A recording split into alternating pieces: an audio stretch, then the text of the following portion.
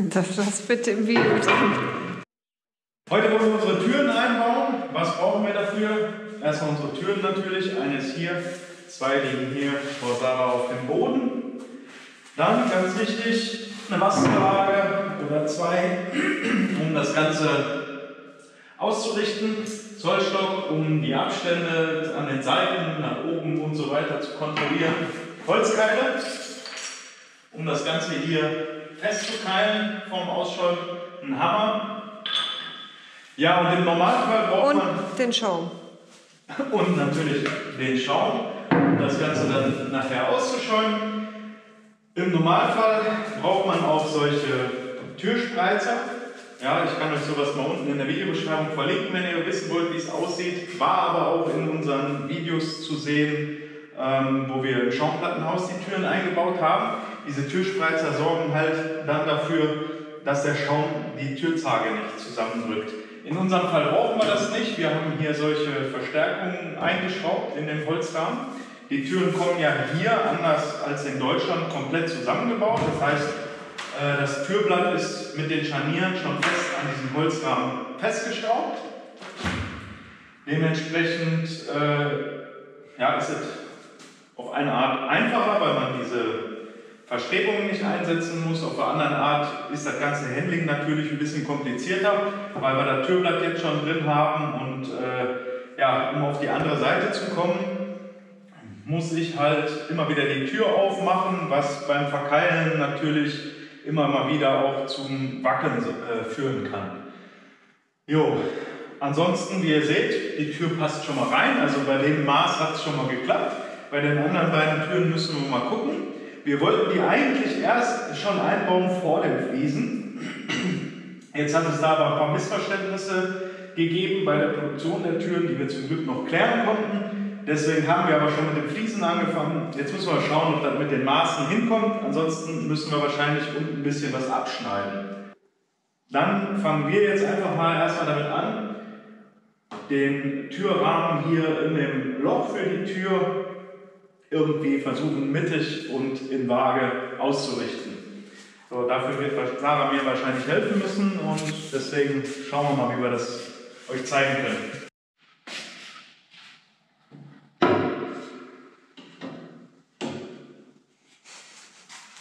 Das bitte im Video drin. Ich habe nochmal eine kurze Wasserwaage geholt. Eine lange ist eigentlich besser, aber für hier die Flächen passt einfach nur die kurze dazwischen. So, die Seiten muss man natürlich einmal kontrollieren, ob da alles in Waage ist. Das ist natürlich alles Fummelarbeit. Ja, dann halten wir hier noch dran. Kann ich schlecht. Ja, ich weiß wahrscheinlich, die Bildqualität wird wahrscheinlich zu wünschen übrig lassen, weil wir jetzt hier auch im Dunkeln sind. Ja, und da oben nochmal ist halt alles schon in der Waage. Dann haben wir nochmal geguckt, passt das hier mit der Wand? Passt jetzt hier nicht, sehe ich gerade. Hier oben auch nicht. Da wird sich gerade irgendwas verschoben haben, weil ich bin einmal da reingegangen. Hier unten noch weniger. Das ist der Vorführeffekt, also müssen wir hier gleich nochmal ran. Hier sieht es ein bisschen besser aus. Ja, komischerweise hat es ja innen noch nicht so richtig gepasst. Deswegen, ja, wir richten die Seite jetzt hier noch mal ein bisschen aus und dann schauen wir vielleicht mal. Jetzt haben wir das Ganze hier nochmal wieder ausgerichtet. Das passt jetzt ungefähr hier mit der Wand. 1000% geht das eh nicht. Durch den Putz alleine. Durch den Putz alleine, aber wir sind hier jetzt auch in der Waage. Und hier oben auch ist nicht mehr dieser fette Huckel. Ja, kann es ans Scholven gehen. Wir haben hier noch so eine Restflasche. Irgendwie ist da aber mein Schraube rausgeflogen, die ich da so reingesteckt habe. Hier ist aber noch gut was drin. Nehme ich einfach hier den neuen. Normalerweise, wenn ich da eine Schraube reinstecke, dann hält es halt. Aber hier lag auch jetzt die Tage eine Schraube. Die habe ich da in den Silikon gepackt, dann war die das wahrscheinlich. Bevor wir jetzt die Tür ausschalten, werde ich jetzt mit Sarahs schöner rosa Flasche hier, pink, also pink und rosa, werde ich hier so ein bisschen Wasser reinsprühen, einfach um den Staub zu binden und damit der Schaum ein bisschen besser haften kann. Steht sogar auf der Flasche, dass man es machen soll. Aber das hält auch ohne das Wasser. Also ich habe aber in Deutschland schon oft genug eingeschäumt, ohne das Ganze jetzt hier zu befeuchten. Aber sicher ist sicher. So, jetzt kommen wir zur großen Sauerei. Also ich finde es immer eine große Sauerei, weil irgendwie kommt der Schaum immer dahin, wo er nicht soll. Ja. Also wenn er jetzt hier irgendwo rausquillen sollte, wo ihr ihn nicht hinhaben wollt, lasst ihn erst austrocknen und entfernt ihn dann, weil es ist irgendwie schon ein bisschen besser. Weil sonst, solange der nicht ausgehärtet ist, ist das so eine Riesensauerei. Wenn er noch nicht ausgehärtet ist, kann man, wenn man den jetzt an den Finger hat oder irgendwo hat, kann man Aceton nehmen und damit versuchen zu reinigen. Das geht einigermaßen gut. Nagellackentferner. Nagellackentferner, Aceton können wir auch mal in die Videobeschreibung packen. So, jetzt kommt das immer auf den Schaum an, aber in der Regel drücken diese normalen, das ist hier auch rein, den habe ich glaube ich damals in Deutschland noch bei Hornbach gekauft oder so, den gab es da auch. Das ist so ein normaler Schaum. Da sagt man immer so 50% befüllen, den Rest dehnt er sich aus. Ich hatte mal einen sehr guten, von Fischer war der, glaube ich, der hat sich kaum ausgedehnt. Da konnte man eigentlich besser mit arbeiten. Der hatte auch so eine Spritzpistole, die man mehrfach verwenden konnte.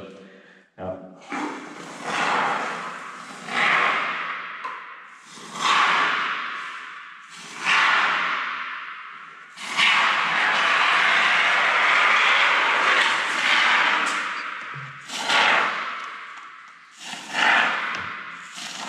Überall kommt man jetzt hier nicht zwischen, weil der Spalt einfach nicht groß genug für diesen Schlauch hier ist.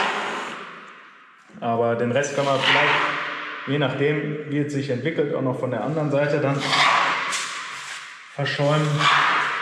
Und wenn das jetzt nicht 100%ig überall verschäumt ist, wird die Tür euch da auch nicht aus der Wand fallen. In Deutschland werden Türrahmen dann auch oft noch verbraucht, je nachdem was man für eine Tür hat. Hier in Paraguay verschäumen die komischerweise verschäumen die nur. Sogar die Fenster, ne? Sogar die Fenster werden hier nur verschäumt. Ich glaube, erst ab einer gewissen Größe fangen die an, dann auch zu verbohren. Aber jetzt hier mit unseren Wänden oder Ziegeln, besser gesagt, ist das ja ein Problem, weil nur Hohlräume bestehen eigentlich.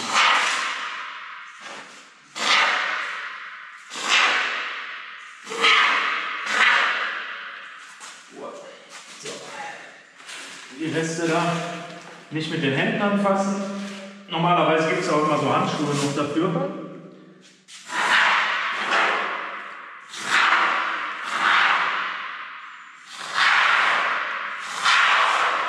Ja, da werde ich auch noch breit putzen müssen.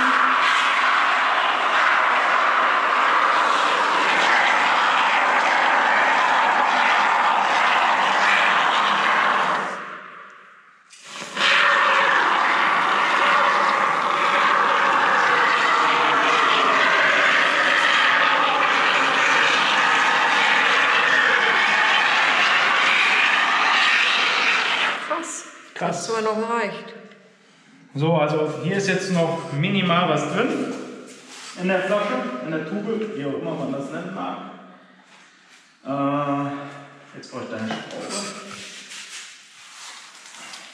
Ich hätte nicht gedacht, weil hier ein Reststück war und hier auch große Löcher sind. Ja, ich spreche wieder, wir arbeiten und sprechen zusammen. Irgendwie war das aber auch nicht die Schraube. Naja, wir schauen ja gleich weiter. Aber da drückt es sich halt schon, das seht ihr jetzt schon, das geht relativ schnell, drückt es sich schon sehr raus. Solange das nicht auf meine Wände geht, ist das egal. Aber sieht gut aus. Ja gut, das ist halt immer, da muss man sehr viel Fingerspitzengefühl für haben.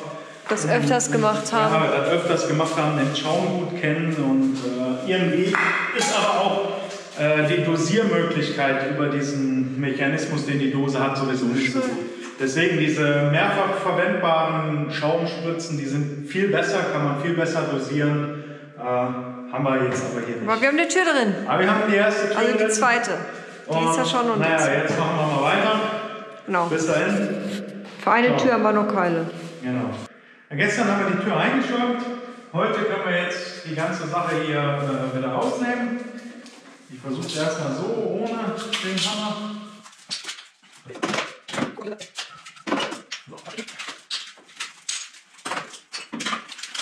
Eine halbe Schraube raus. Und jetzt können wir hier mit einem ganz normalen Cuttermesser einfach lang schneiden und den ganzen Schaum, der da so übersteht, Abschneiden. Na gut, die Klinge ist jetzt nicht die beste. Du weißt aber gerade nicht, wo die anderen Genau, sind. wir wissen im Moment nicht, wo unsere scharfen Klingen sind. Das ist jetzt schon ein bisschen älter, dementsprechend schneidet das jetzt hier nicht so schön.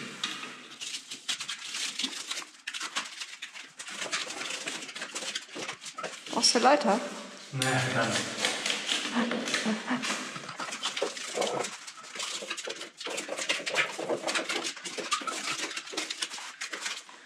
Schon ist der Schaum ab.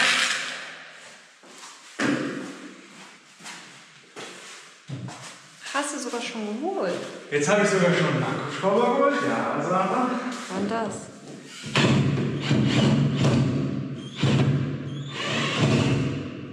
Schlagbohnen eigentlich.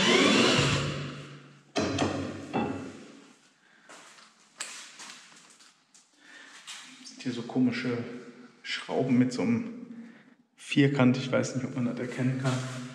Ja, die werden hier sehr gerne benutzt. Ich mag sie nicht so, aber Ja, ich bin da jetzt auch noch nicht so der Freund von.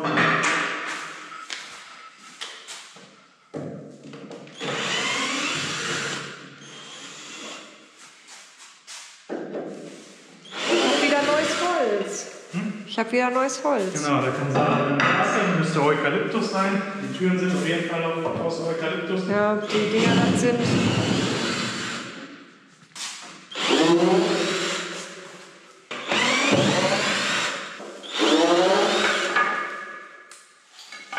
Bis jetzt ist noch nichts zusammengebrochen.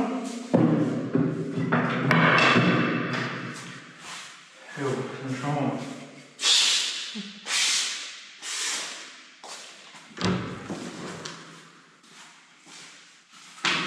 Wie es von hier aussieht, weiß ich noch gar nicht. Ja, hier müssen wir noch mal ein bisschen nachschäumen. Ja. Aber das ist kein Problem. Wenn wir die andere Tür machen, schäumen wir dann noch ein bisschen nach. Genau.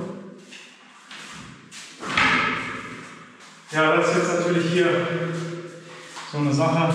Das sind wohl unsere deutschen Qualitätsansprüche, die da vielleicht zu hoch sind. Das sind Aber hier ist locker ein Zentimeter.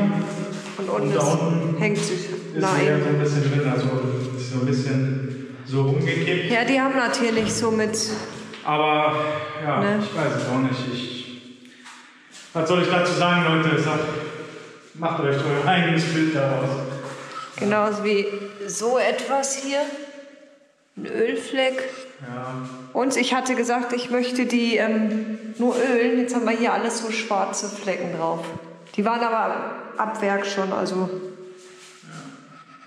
Ja, ganz zufrieden sind wir mit den Türen nicht, also mit der Qualität. Oder? Also optisch gefallen die uns gut, aber da sind halt lauter Qualitätsmängel dran, weil die sehen das hier einfach nicht so. Nee, hier ist der Leim halt noch zu sehen. Und wobei ich der Meinung bin, dass das Silikon ist. Hier könnte aber auch Leim sein. Das ist.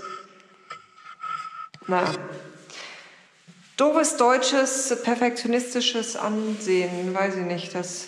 Ja, vielleicht müssen wir da so ein bisschen lockerer werden in Sachen Qualitätsansprüche, aber ich weiß es nicht. Eigentlich, wenn ich eine neue Tür haben möchte, dann möchte ich eine neue Tür haben. Dann soll die nicht so schräg da drin hängen. Und, Neu ist sie ja.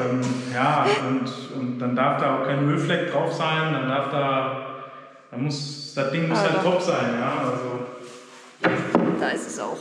ja, da sind auch Ölflecken drauf. Schraubenabdrücke und. Ja, also das ist halt so eine Sache. Ja. Naja, müssen Ja, wir durch. die Haustür war besser. Ja. Gut, wir machen Achso, weiter. nebenbei Ja. haben wir noch das Schlafzimmer, Kinderzimmer, fertig gefliest bis auf die kleinen Dinger. Da war jetzt der Fliesenkleber leer. Da wollte Martin jetzt sich extra nochmal einen Sack für anmischen. Dann Oder machen wir dann anfangen. Die Dusche.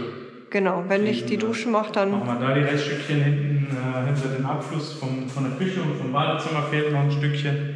Die werde ich aufschneiden, damit Sarah zufrieden ist. So. Ja. Weil in 2 Tagen kommen die Möbel. In 2 Tagen kommen die Möbel.